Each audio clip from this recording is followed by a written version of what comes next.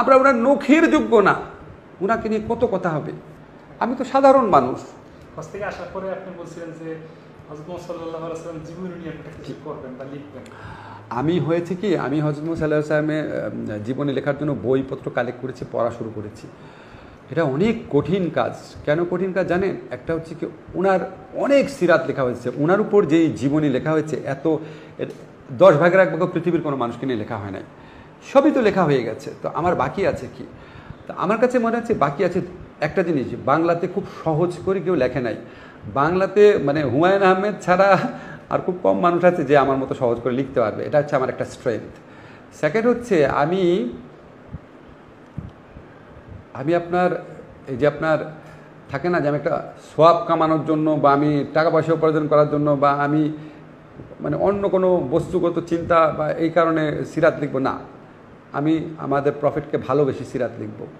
আমি জানি না শুধু ভালোবাসার থেকে এটা কতজন লিখছে। আমার মনে হয় আমি এটার বিনিময়ে কিছু চাই না, কিচ্ছু চাই না।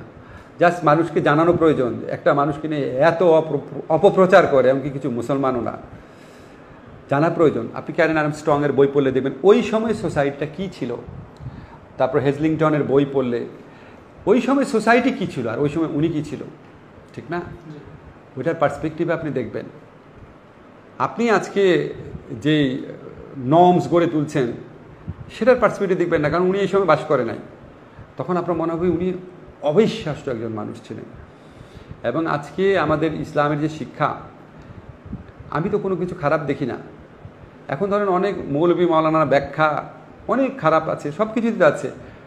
এবারে আপনি আইনের মধ্যে কোনো কিছু খারাপ আছে, আপনি কোনো আইনের মধ্যে পাবেন বাংলাদেশে যে গুম খুন দুর্নীতি এটা অ্যালাউ করলাম কোনো আইনে আছে? কিন্তু আইন যারা ইন্টারপ্রেট করে তারা এটাকে পলিউট করে ফেলে। ঠিক সেরকম ধর্মের মধ্যে খারাপ কিছু নাই, খুব ভালো আছে, কোনো ধর্মে খারাপ কিছু নাই। এটা যারা ইন্টারপ্রেট করে নিজের স্বার্থে তারা এটাকে শেষ করে ফেলে। তা আপনি খারাপ ব্যাখ্যা দেখবেন কেন? আপনি নিজে পড়েন, পড়ে দেখেন কি আছে ওখানে। আপনাকে প্রত্যেকটা ধর্ম বলে সৎ মানুষ হতে, সৎ উপার্জন করতে, অন্যের উপকার করতে, মিথ্যা কথা না বলতে, পিতামাতার প্রতি বেশির প্রতি দায়িত্ব পালন করতে, দান করতে। এর মধ্যে খারাপ কি দেখলেন? ঠিক না? এসব কিছু ফাতরা লোকজন আছে আপনার, পরে না এক কলম ভাব দেখা একদম মানে এই শুনে ওইটা শুনে একদম একটা ইসলাম ধর্ম সম্পর্কে একটা কথা বলতে পারলে সে প্রগতিশীল হয়ে গেল। আশ্চর্য, করুণা লাগে এইসব মানুষের জন্য, করুণা লাগে। এবং তারপরে শুধু ইসলাম ধর্ম সম্পর্কেই, অন্য ধর্ম সম্পর্কে খুবই একটা নম করে একটা খুবই মানে রিগার্ড জানা একটা পোস্ট দিতে সমস্যা নাই, দাও ভালো। তুমি তোমার ধর্ম সম্পর্কে না জেনে কথা বলো কেন? বা হালকা একটা জিনিস জেনে কথা বলো কেন? বুঝছেন না? এখন আমরাই তো দেখি যে আমরা তো সাধারণ মানুষ, আমাদের সম্পর্কে কত মিথ্যা অপপ্রচার না জেনে শুনে। আমি দেখি মাঝে মাঝে আপনারা কি প্রশ্ন করে, আচ্ছা উনি যে এত টকশো করে বেড়ান, উনি ক্লাস নেন কখন? আরে বেটা তুই এসে খবর নে না ক্লাস নেন কখন? তুই 10টা সাংবাদিক লাগে জিজ্ঞেস কর না আমার ছাত্রদেরকে, আমার চেয়ারম্যানকে জিজ্ঞেস কর না যে আমি ক্লাস নেই, আমার চেয়ে বেশি কয়জন ক্লাস নেই, খবর নে বেটা। খবর নিয়ে তারপর বল। এত সাংবাদিক আছে, এত পত্রিকা আছে, একটা পত্রিকা ইন্টারভিউ করুক। আচ্ছা আসিফ নজরুল যে সাবজেক্টটা ক্লাস নেয় সে কি ঠিক মতো ক্লাস নেয়? কয়টা ক্লাস নেয়? অত কষ্ট করার দিয়ে নাই। উনি কি ঠিক মতো ক্লাসে? কত জায়গায় যে দেখলাম আবার বলে যে তার তো কোনো গবেষণা নেই। আরে বেটা তুই আমার গবেষণা পড়ার যোগ্যতা আছে তোর? আমার স্প্রিঙ্গার থেকে, রাউটলেস থেকে, ব্রিল থেকে যে বইগুলো বেরিয়েছে সেখানে আমার বুক চ্যাপ্টার রয়েছে। ইউপিএল থেকে আমার বই বেরিয়েছে। আমি সংবিধানের উপর যে রিসার্চ করেছি আপনাকে অন রেকর্ড বললাম। আমার বলেন গণপরিষদ বিতর্কের উপর আর কে রিসার্চ করেছে? তোমার জ্ঞান নাই 2 বিন্দু, আর তুমি আমার মতো একটা মানুষ সম্পর্কে উনি কি রিসার্চ করেছেন? আমার রিসার্চে 10টা লাইন বোঝার ক্ষমতা আছে নাকি কিছু লোকের? তারাও এগুলি বলে।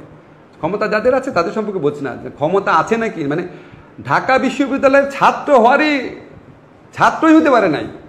মানে মফস্বলে কোনো একটা কলেজে পড়াশোনা করে, ওরে বাপরে বাপ সে লিখতেছে সারাদিন করেন, উনি গবেষণা করেন কোথায়? তো তুমি গবেষণার কি বুঝো? আমার মতো একটা সাধারণ মানুষই নেই এত কথা। তাহলে উনার মতো একটা মানুষ যে পুরা সমাজ বিপ্লব ঘটায় ফেলছে। না আমি আমার একটা আছে কি, আমার আছে আমি নোট নেওয়া শুরু করেছি। এটা আমি তাড়াহুড়া করবো না। আমি আমার পিএইচডি থিসিস করতে যদি লন্ডন আর বাংলাদেশ মিলে 7 বছর টাইম নিতে পারি, আমি দরকার হলে এটার জন্য 3 বছর টাইম নিব। বুঝছেন? আমি যদি বেঁচে থাকি ইনশাল্লাহ আমি এটা করবো। আমি একটা সৎ নিয়ত করেছি, ইনশাল্লাহ আমি এটা করবো। হজ নিয়ে আমার বই লেখার ইচ্ছা নাই, কারণ কি জানেন, আমি মনে হয়েছে আমি মানে হজের প্রক্রিয়া নিয়ে অনেক লেখা হয়েছে, এখানে আপনার নতুনত্বের স্কোপ নাই, বুঝছেন। আপনি দেখবেন যে প্রথম আলো একটা হজের সহজ গাইড বের করেছে, এর যে সহজ গাইডের কি হবে? হজ নিয়ে আপনার লেখালেখি হয়েছে, আমার আসলে লেখার ইচ্ছা ছিল, কিন্তু আমার কাছে মনে হচ্ছে কি আমি নোট নেই নাই, বুঝছেন। আমি হজ করতে গেছি, আমি কোনো চিন্তা মাথায় রাখি নাই যে আমি এটা নিয়ে লিখবো, আমি কিচ্ছু মাথায় রাখি না, আমি হজ করতে গেছি। আমার যদি আগে প্রিপারেশন থাকতো তাহলে আমি লিখতাম, বা আমি যদি ভবিষ্যতে কখনো যাই আবার, তখন আমি প্রিপারেশনে যাব, প্রিপারেশনে না নিয়ে করা যাবে না। আর আমাদের মহানবী সম্পর্কে লেখার ক্ষেত্রে এত মেটেরিয়ালস অ্যাভেলেবল, সেটা আমি হজ করে আসার পরে সিদ্ধান্ত নিয়েছি, আমি ওই সময় অন্য কিছু চিন্তা করি না।